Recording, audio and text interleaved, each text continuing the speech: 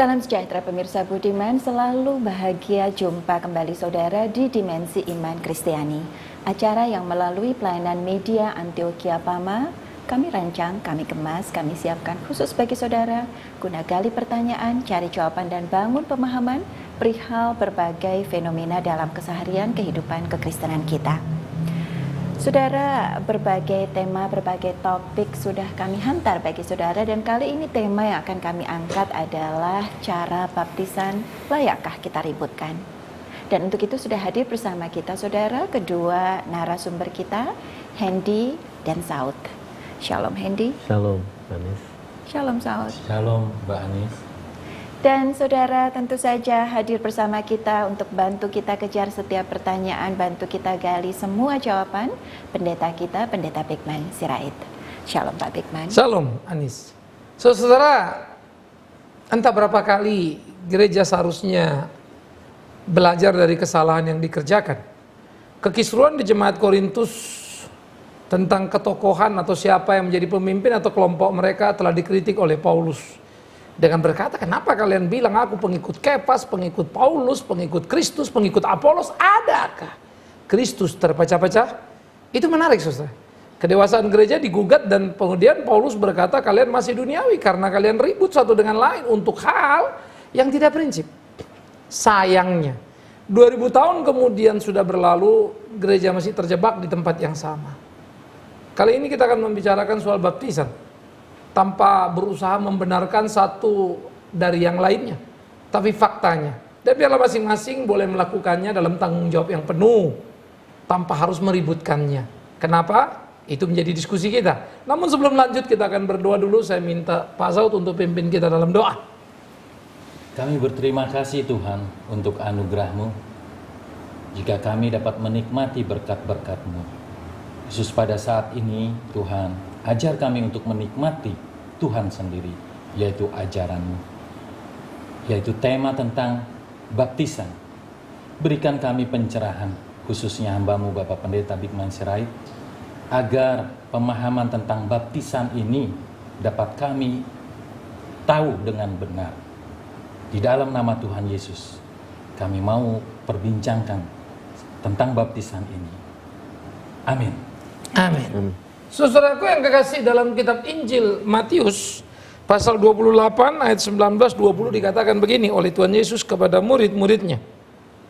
Karena itu pergilah, jadikanlah semua bangsa muridku dan baptislah mereka dalam nama Bapa, Anak, dan Roh Kudus. Dan ajarkanlah mereka melakukan segala sesuatu yang telah kuperintahkan kepadamu, dan ketahuilah, aku menyertai kamu senantiasa sampai kepada akhir zaman. Dengan segera kita bisa melihat, kita dikatakan pergi dan membaptis orang-orang yang menjadi murid dalam nama Bapa, Anak, dan Roh Kudus, dan terus-menerus mengajar mereka melakukan segala sesuatu yang Allah sudah perintahkan. Yang kedua, yang jadi perlu pemahaman kita tentang baptis, bagaimana sebetulnya kita menemukan arti baptis. Ketika Yesus dibaptis, ada orang dibaptis, kemudian sida-sida Ethiopia dibaptis oleh Filipus. Semua memakai kata baptis yang tidak menunjukkan cara. Sementara baptis itu mempunyai makna yang sangat banyak. Pertama, baptis atau kata baptiso dari bahasa Yunani itu, ya, itu adalah satu kata yang mengandung berapa makna. Pertama, membersihkan, membasuh, mencuci, memerciki, dan menenggelamkan. Ada 5 makna. Dalam Ibrani ketika peralatan bait Allah diperciki dengan darah, itu pakai kata baptizo. Dengan segera kita mudah membaca itu di dalam Alkitab berbahasa Yunani. Ketika perabot-perabot bait suci dibersihkan, itu pakai kata baptizo. Ya. Ketika kemudian bagian-bagian lain untuk membersihkan, itu pakai kata baptizo. Menenggelamkan pakai kata baptizo. Sayangnya, ada beberapa orang hanya menerjemahkan baptiso sama dengan menenggelamkan, ya, atau menyelamkan. Saya juga tidak mengerti motif ini, atau mungkin juga karena ketidaktahuan. Tentu kita tidak boleh berburuk sangka. Seharusnya kita belajar untuk membicarakan segala sesuatu itu dengan tuntas, jelas. Sehingga bagi saya, ketika seorang itu menerjemahkan baptiso sebagai percik ataupun menenggelamkan, sudahlah urusan itu tidak perlu diributkan, karena yang penting adalah orang dibaptis dalam nama Bapa, Anak, dan Roh Kudus. Itu dulu ya. Nah, formula nama itu jangan digonta-ganti. Ya. Nah, ini yang menjadi perlu. Nah, kemudian bagaimana pemahaman baptisan itu harus dipahami dengan benar, bahwa itu bukan satu arti tetapi banyak arti. Di dalam Alkitab sendiri 5 itu yang kita temukan. Sebetulnya ada 7, tapi beberapa istilah jarang sekali yang kita dipakai di Alkitab, tapi 5 yang paling mencolok itu ya. Nah, 5 itu yang harus kita pahami. Nah, Paulus pernah mengatakan di dalam Kolose pasal yang kedua ya, ayat 11-12 dikatakan begini, dalam Dia, dalam Kristus kamu telah disunat, bukan dengan sunat yang dilakukan oleh manusia. Ini mengacu pada sunat PL ya. Tetapi sunat Kristus yang terdiri dari penanggalan akan tubuh yang berdosa. Sunat itu mengucurkan darah. Kristus di dalam penyalipan menumpahkan darah untuk menyucikan manusia. Karena dalam Dia kamu dikuburkan dalam baptisan. Sehingga sunat diekuivalenkan, sunat diparalelkan, sunat disamakan dengan baptisan. Di dalam Dia kamu dibangkitkan juga oleh kepercayaanmu kepada kerja kuasa Allah yang telah bangkit telah bangkit oleh Dia dari antara orang mati. Nah, jadi kita bisa melihat. Nah, saya akan bicara sedikit histori, nanti kita masuk dalam diskusi. Jadi pertama tadi ingat, baptis itu harus ya. Soal cara saya tidak terlalu mau pusing, karena baptiso punya 5 makna. Oke. Membersihkan, mencuci, membasuh, memerciki, menenggelamkan atau mencelupkan ya. 5 arti itu. Nah, kata baptis, waktu mereka dibaptis atau Yesus dibaptis atau sida-sida Ethiopia dibaptis, tidak menunjuk bentuk seperti apa. Kata yang keluar kata baptisnya. Yang kedua, tadi kita pahami sejarah. Sejarah di dalam baptis itu adalah orang semua memang baptis sejak kanak-kanak. Tetapi kemudian terjadi reformasi, ada yang disebut radical reformation oleh dari kelompok Anabaptis. Kelompok Anabaptis mengkritik habis-habisan terhadap gereja Roma Katolik dan menganggap bahwa Roma Katolik itu sudah kolusi, begitu ya. Menganggap bahwa di sana terjadi sesuatu kebusukan dalam sistem pemerintahan. Harus kita akui, memang para pejabat gereja korup. Itu bukan hanya di gereja Katolik, di gereja Protestan, semua gereja pun sama. Pemimpin itu selalu manusia korup. Karena itu yang paling celaka dari umat adalah percaya penuh pada pemimpin, padahal mestinya percaya penuh pada Kristus. Supaya kritik itu menjadi keras, sikap kritis dibangun supaya gereja tetap murni. Nah, kemudian anak baptis tidak mau membaptis anak, sehingga kemudian mereka membaptis orang itu sudah dewasa. Yang kedua, mereka membaptis ulang, namanya Anabaptis. Membaptis ulang yang sudah dibaptis anak-anak itu dianggap tidak sah, dibaptislah orang sudah dewasa. Nah, mulai tren dari situ, itu abad 17. Ya, terjadilah pembaptisan pada orang dewasa karena menganggap baptisan itu salah. Ya, tetapi ada buku dari seorang penulis sejarah gereja mengatakan ada indikasi sepertinya dulu-dulu itu orang-orang dibaptis itu tidak diselam karena para raja-raja dulu tidak mau itu. Lalu dilakukan dengan percik misalnya gitu. Tetapi argumentasi itu sama sekali menurut saya tidak berdasar, karena sulit mempertanggungjawabkan sebuah analisa yang tidak berdasar pada Alkitab gitu kan ya. Karena itu sudah menjadi tradisi para rasul yang sangat panjang sekali. Nah, jadi itu seringkali juga dijadikan argumentasi. Nah, oleh karena itu, apa yang kita pahami di dalam Alkitab, maka kata baptiso tadi tidak menunjuk satu cara. Itu dulu yang penting ya. Tetapi Alkitab mencatat itu dalam berbagai cara. Yesus dibaptis, keluar dari air, itu seringkali diterjemahkan misalnya selam gitu kan. Dengan mudah kita menggugurkan. Kalau dibaca dalam kalimat bahasa Yunaninya, tidak dipakai kata ek tapi apo. Apo itu menjadi kata depan untuk keluar dari dalam air, artinya ini genangan air, dari dalamnya dia keluar, bukan keluar dari air. Ya, itu dua hal yang berbeda, artinya tenggelam dan tidak tenggelam. Jadi Yesus menunjukkan kalimat yang dimana dia tidak ditenggelamkan. Jadi itu sebab kalau kita ke Sungai Yordan, orang melakukan baptisan ada dua versi di sana. Ya, pertama orang tetap masuk Sungai Yordan, diperciki, selesai diperciki, selesai. Yang satu lagi ditenggelamkan. Menenggelamkan ada versi macam-macam lagi, ditenggelamkan ke depan, ditenggelamkan ke belakang, ada turun doang. Jadi ada 3 macam itu. Dengan mudah saudara akan melihat itu. Ya. Nah kalau bicara cara, pasti malaikat bingung sudah. Mana yang mesti dilegalitas. Dan saya kira gereja tidak seperti itu. Nah kemudian kasus kedua sida-sida Ethiopia. Maka dikatakan dua-duanya keluar dari air. Kan toh, jelaskan misalnya gitu. Argumentasi itu pun sangat lemah. Karena Alkitab jelas mengatakan kedua-duanya keluar dari air. Kalau itu menenggelamkan, berarti dua-duanya ditenggelamkan. Ya lebih aneh lagi membacanya itu. Ya. Jadi dua-dua keluar dari situ untuk mengatakan selesai aktivitas baptisan itu. Tidak diselamkan. Karena kalau dua-dua ditunjukkan langsung majemuk, masa dua-dua tenggelam? Ya kan tidak itu toh. Nah, jadi sebetulnya tidak ada satu contoh pun di Alkitab. Apakah itu dipercik atau kemudian itu diselam. Itu sebab saya bilang, saya juga tidak mau terlalu meributkan itu. Tapi kalau hanya bicara-bicara indikasi, fakta-fakta yang ada di dalam Alkitab, ya kecenderungan mungkin bisa jadi kepercik itu. Tetapi seperti yang saya katakan, saya tidak terlalu pusing urusan itu. Ya. Nah ketika baptisan diparalelkan dengan sunat, ini juga penting untuk dipahami. Ya. Karena sunat berlaku menjadi satu ajas perjanjian Allah dengan umatnya yang dimulai pada masa Abraham. Yang disunat itu anak umur 8 hari. Tahu apa itu? Sehingga kalau argumentasi orang dibaptis misalnya harus orang dewasa karena dia ngerti ini ngerti itu, saya jadi linglung juga. Keselamatan selalu kita pahami sebagai anugerah Allah yang melewati akal pikiran kita. Tapi reaksi kita terhadap Tuhan untuk dibaptis adalah tergantung akal pikiran kita. Jadi kadang-kadang inkonsistensi ini tinggi sekali.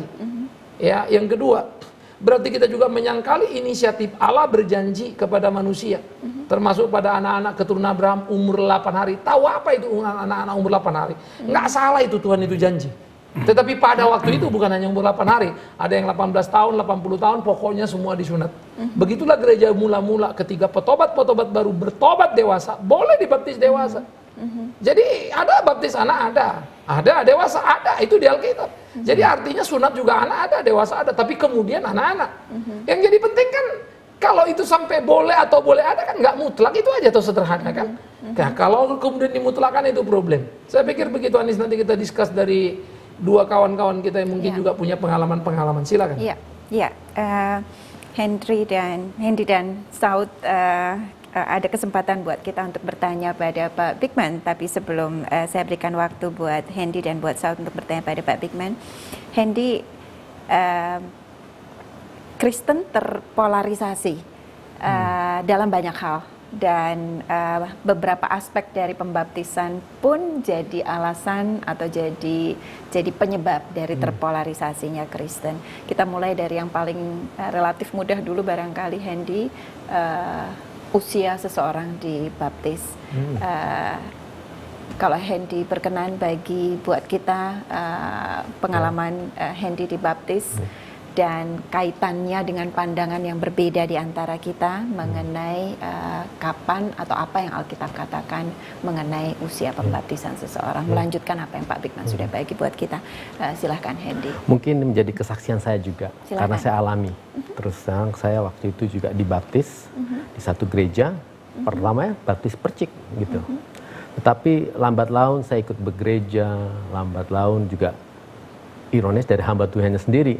Dulu dibaptisnya gimana? Percik. Oh, lebih sah dengan selam.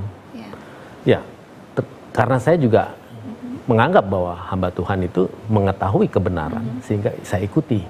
Saya ikuti dan saya 2 kali baptis. Baptisnya ya baptis selam.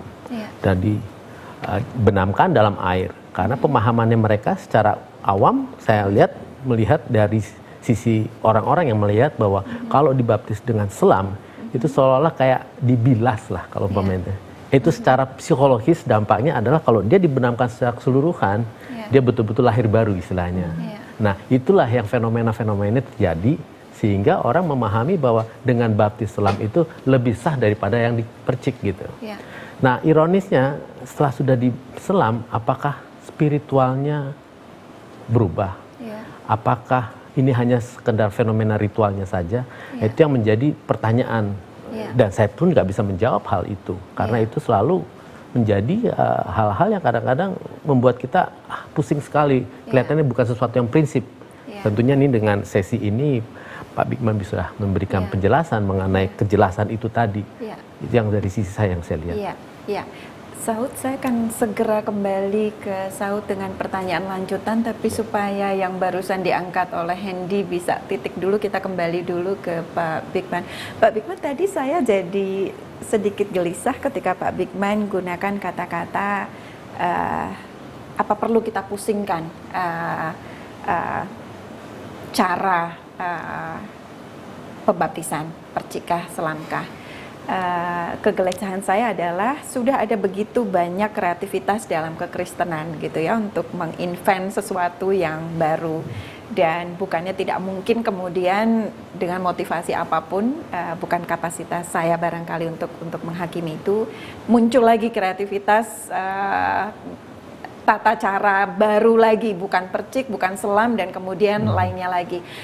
Artinya ketika Pak Bigman mengatakan pada kita, kenapa kita perlu pusingkan hal-hal yang semacam itu, Pak Bigman sedang mengatakan pada kita bahwa memang tidak ada kotak yang perlu kita jaga. Kreativitas itu bisa saja dikembangkan sedemikian rupa sesuai dengan penafsiran masing-masing orang yang menamakan dirinya pemimpin gereja, atau tetap ada aturan yang harus kita jaga. Kalau bicara bordernya ya pasti.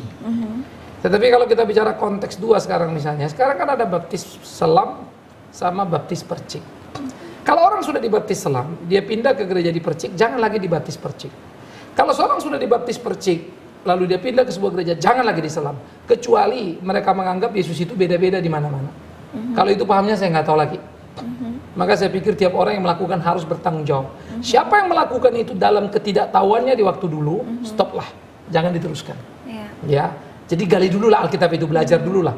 Jangan sekedar saya yakin. Ini bukan sekedar saudara yakin apa nggak yakin, Alkitab bilang apa, itu dulu.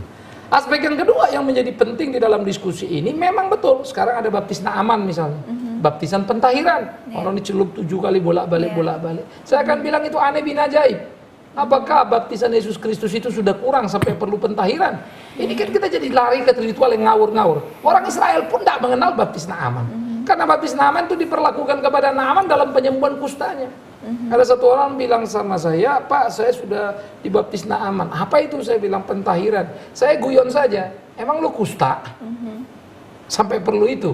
Ya. Nah, saya pikir-pikir orang Kristen kadang-kadang jadi keblinger. Akhirnya kita lari ke ritual. Apa yang dikatakan Hendy betul. Spiritualnya yang mestinya diributkan, ritualnya yang ribut. Kamu hidup benar apa enggak? Itu kan spiritual, gitu ya. Nah, tetapi ada juga yang kemudian memulai lagi baptisan dengan minyak, katanya ada lagi baptisan api dan seterusnya. Ini memang jadi ngawur. Ya, saya lagi mau berbicara bagaimana baptis dengan simbol air tadi nih. Ya, sebagai wujud air itu sifat membersihkan, mencuci dan seterusnya. Itu kan lambang saja. Ya. Tetapi di dalam perjanjian lama, ya, mereka mentabiskan para imam itu dengan minyak yang dikeluarkan dari buli-buli. Minyak itu simbol Roh Kudus. Di PB pakai air simbol Roh Kudus. Itu saja. Itu just a simbol tadi kan. Tetapi tidak bisa semena-mena lalu kita ganti sebegitu saja. Sama kayak perjamuan kudus misalnya. Kalau kita bicara roti dan anggur, ajas kemudahan ada. Tapi kalau sampai satu waktu darurat mau makannya singkong, nggak ada roti, masa nggak boleh sih? Tetapi jangan juga ada roti lalu bikin singkong misalnya gitu kan. Ini kan harus ada dulu dilihat argumentasi apa. Jadi tidak bablas begitu saja, ada bordernya. Tetapi border kan tidak bisa dimutlakkan kalau memang dia tidak mutlak. Itu juga kan ya. Sehingga perlu kedewasaan. Begitu Anis. Pak Bigman katakan bahwa tidak perlu kita pusingkan hal-hal semacam itu. Sementara kurang lebih saya barangkali bisa mengerti dan bisa berempati Pak pada banyak orang yang seperti Hendy tadi bagi dengan kita pengalamannya. Oh, kalau salah saya mau lakukan dengan cara yang benar, yang paling tidak pemimpin tempat Hendy beribadah pada waktu itu bergereja mengatakan bahwa inilah cara yang benar. Karena Pak, di Alkitab sendiri Kejadian Usa misalnya itu akan membuat beberapa orang menganggap bahwa oh Tuhan inginkan kita melakukan segala sesuatunya di tingkat presisi yang tertinggi. Tentu saja untuk yang pembaptisan ini pun bukan soal pusing atau tidak pusing, soal ketakutan saya dan keinginan saya atau kita yang lain untuk tahu apa yang sesungguhnya Tuhan inginkan dari kita. Gini, mungkin harus dibedakan antara presisi kebenaran tadi, mana mutlak, mana tidak mutlak. Kita harus nyanyi. memuliakan Tuhan. Mau tepuk tangan apa enggak ada hebatnya itu. Yang celaka ketika ada orang di gereja bilang kalau nggak tepuk tangan, nggak ada Roh Kudusnya, itu jadi gila itu. Kan jadi kacau balau, semua jadi kacau balau. Padahal tepuk tangan hanyalah representasi pendekatan kultural Amerika. Sementara yang tidak tepuk tangan itu gereja-gereja yang datang dari Europe atau Eropa. Jadi kadang-kadang apa yang tradisi atau kultural tadi lalu di Alkitabkan, ini kan jadi kacau balau nih. Nah, begitu juga tadi yang saya bilang tadi. Kalau mau mendekati misalnya kan, baptis itu kan kalau kita lihat diparalelkan oleh Paulus dengan sunat. Berarti anak-anak misalnya kan. Sementara baptis itu sendiri apa? Ya ada kategorinya. Ya adalah 5 cara tadi. Tapi kalau kemudian itu betul anak-anak lalu ditenggelamkan misalnya, ya mati kelelep tuh anak misalnya ya. Tetapi kan seperti yang saya katakan tadi, jangan itu diperdebatkan ketika sudah berdiri 2 denominasi ini. Kamu mau percik silakan, biarlah dia bergumul dengan perciknya. Sampai kalau dia rasa, oh iya benar mesti begitu ya, terserah. Itu pergumulan dia kan begitu kan. Tetapi jangan dia mengatakan ini benar itu salah. Ini yang jadi masalah. Ya, sehingga 2 gereja ini kalau berkelahi kan cuma sudah bukan gereja sebetulnya. Tapi kalau kita mau debat, marilah kita buka Alkitabnya. Argumentasinya apa kan begitu. Ya, jadi kalau sekedar tadi anak-anak nggak ngerti misalnya kan, umur 8 hari disunat perjanjian sama Tuhan, ngerti apa itu anak? 8 hari. Iya kan. Nah, cuma celakanya saya yakin waktu yang dibaptis tidak ada penjelasan yang tuntas apa itu baptis. Kenapa ada perbedaan dengan gereja lain? Ini kelalaian pendeta. Jadi yang satu pendeta memercik orang nggak pakai kata pembimbing lagi, yang satu menyelamkan lalu menyatakan percik itu nggak sah gitu kan. Jadi brand by gereja, bukan brand by grace of God. Ini kan jadi kacau gitu ini. Nah, ini yang memang perlu diluruskan ketimbang kemudian nanti kalau saya bilang, oh harus gini, sama lagi bikin keributan baru lagi. Ya kan, kalau pengertian presisi tadi berarti kalau orang misalnya sudah dipercik harus diselam, kalau selam benernya, atau diselam dipercik kalau percik benernya. Padahal itu bukan utamanya, itu yang saya bilang tadi. Kenapa harus dipusingkan itu dulu gitu ya? Tetapi jangan pernah mendua-kalikan orang yang sudah dibaptis. Dan jangan juga bilang, dulu kan kamu anak-anak belum ngerti apa-apa. Itu pembodohan terhadap Alkitab.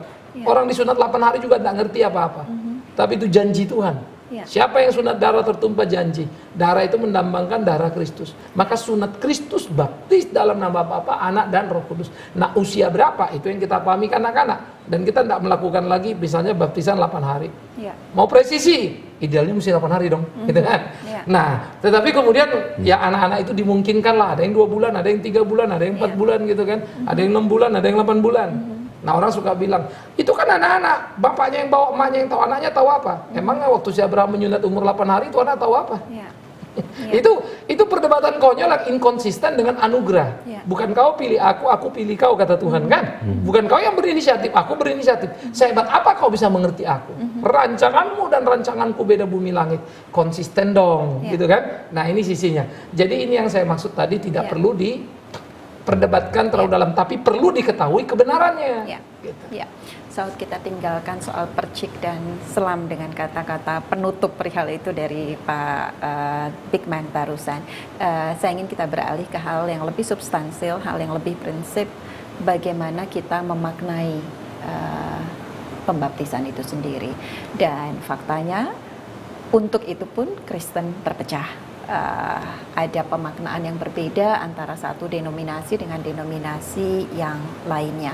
Saud bisa bagaimana Saud sendiri memaknai itu, dan bagaimana Saud juga sekaligus memahami mengapa ada perbedaan sudut pandang mengenai makna dari pembaptisan itu sendiri. Terima kasih Mbak Anis. Sebelum saya menjawab, mungkin saya akan memberi pendapat tentang pernyataan dari Pak Pendeta Bigman dan juga rekan Hendy, bahwa memang sebenarnya menurut saya ini suatu tugas tanggung jawab khususnya bagi hamba Tuhan yang profesinya hamba Tuhan, dan juga akhirnya kita semua yang belajar tentang pemahaman tentang baptisan. Karena ini akan berakibat seperti yang Pak Hendy alami dan juga yang saya alami. Ketidaktahuan kita, maka kita akan melakukan hal yang sesungguhnya tidak benar begitu. Tapi pada waktu itu kamu pikir ini yang paling benar. Ya, betul. Pengalaman saya adalah memang pada waktu itu saya berargumentasi itu terjadi tahun 80. Ya. Ketika saya kelas 2 SMA. Saya melihat memang ini paling tidak dalam kacamata saya pada saat itu Jakarta lah tempat tinggal saya, belum terjadi kebangunan rohani pada tahun itu ya. Tidak seperti 90-an, 2000-an begitu banyak ya. Jadi saya ikut dalam suatu ajaran, artinya pendeta ini seorang pendeta Pantekosta, kemudian saya dibaptis selam. Kemudian apa yang terjadi dalam diri saya memang saat itu saya yakin bahwa memang terjadi perubahan loh. Yang tadinya yang kecil ya, yang anggap kecil adalah ketika saat itu saya merokok, saya berubah, saya tidak merokok lagi, saya anggap dosa. Kemudian berubah pengenalan akan Tuhan itu bukan dari orang tua lagi, tetapi dari diri saya. Saya jadi rajin baca Alkitab. Saya itu udah 2 kali alfabetis saya baca Alkitabnya, tapi memang terjadi perubahan. Tapi apakah itu karena saya dibaptis selam? Nah, rupanya saya nggak berani untuk berkata itu, tapi terjadi perubahan. Tapi akhirnya dalam perjalanan rohani saya, ya ketemu Pak Pendeta Bigman, juga terjadi pengajaran, ternyata ya jangan diributkan. Tetapi saya pribadi, khususnya bagi hamba Tuhan, ini perlu disampaikan, jangan artinya secara berkala, jangan. Tetapi ada waktu, konsisten disampaikan. Supaya dalam satu rumah tangga pun jangan terjadi pemahaman yang berbeda. Ya, tentang baptisan, ada yang diselam, ada yang dipercik. Dan ini yang terjadi. Dan dalam ranah teologis juga saya lihat masing-masing hamba Tuhan ini pendeta kekeh dalam pendapat masing-masing. Mereka tidak ada upaya untuk rekonsiliasi. Bagaimana untuk umat jemaat nih tentang baptisan. Menurut saya pemahaman baptisan adalah, sepanjang pengetahuan saya belajar, ada 2 yang menjadi rekomendasi dalam ayat Alkitab. Saya dalam Markus 10, ketika Yesus berbicara tentang meramalkan kematian dia, bahwa dia harus minum cawan, kemudian harus dia dibaptis, itu memberitakan tentang kematian dia. Kemudian juga kedua di 1 Korintus 10 juga Paulus berkata tentang baptisan, itu disetarakan dengan keluarnya bangsa Israel. Ketika bangsa Israel itu dibaptis dalam awan dan Laut Merah. Jadi pemahamannya adalah bahwa ketika kita melakukan baptisan, itu adalah dibaptis dalam kematian Kristus dan dibangkitkan dalam iman percaya kuasa Allah yang juga membangkitkan Kristus. Itu pemahaman saya. Terima kasih. Saudara, kami sangat diberkati, kami berharap saudara juga. Itu sebabnya senantiasa setia jelang setiap episode Dimensi Iman Kristiani yang memang kami siapkan khusus bagi saudara. Kita syukur iman Kristen kita, saudara. Kita minta Pendeta Bigman Sirait pimpin kita akhiri jumpa kita. Dibaptislah dalam nama Bapa, Anak, Roh Kudus. Belajar tidak perlu lagi meributkan cara dan modelnya. Tetapi biarlah kita juga belajar kalau bisa lebih baik. Ya, kenapa tidak? Kita lagi bicara bukan benar salah, tapi baik dan lebih baik. Semoga kita cukup dewasa untuk mau kemudian menjadi lebih baik. Kita berdoa. Saya minta Pak Hendy tutup dalam doa. Baik. Tak henti-hentinya kami ucap syukur Tuhan kalau boleh kami berdiskusi ini untuk pemahaman baptisan. Kami tahu Tuhan banyak pergumulan, banyak pertanyaan. Semua orang menanyakan keabsahan dalam baptisan itu sendiri. Tapi kami percaya Tuhan dalam diskusi ini akan mendewasakan kami semua pemahaman itu sendiri. Biarlah segala sesuatu kami bertumbuh dan juga menjadi dewasa pemahaman baptisan ini. Hanya di dalam nama Tuhan Yesus Kristus Tuhan kami ucap syukur. Amin. Amin.